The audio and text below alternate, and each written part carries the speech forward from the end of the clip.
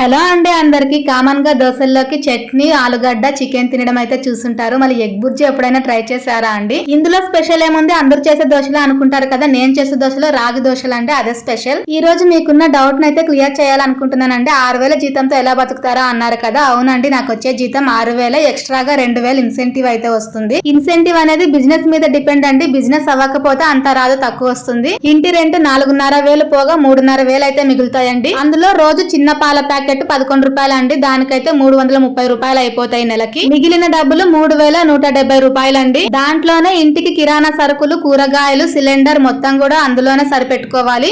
నెలలో అస్సలు లీవ్ తీసుకోకుండా పోతే ఒక 500-600 వరకు ఎక్స్ట్రాగా అయితే వస్తుందండి. ఈ విషయం చెప్పడానికి కారణం ఎవరో జాలి చూపిస్తారు సింపతి కోసం అయితే కాదండి, మీరు అడిగారని చెప్తున్నాను. ఉన్న దాంతో సంతృప్తి చెందడం అనేది నా మనస్తత్వం. ఒంటరిగా కష్టపడుతున్నప్పుడు కష్టంగా అనిపిస్తుందండి. ఆ కష్టం కొద్ది రోజులు అలవాటైతే ఇష్టంగా మారుతుంది. మీ సపోర్ట్ తో వీడియో నచ్చితే ఒక చిన్న లైక్ చేసి సబ్స్క్రైబ్ చేయండి friends. Thank you for watching.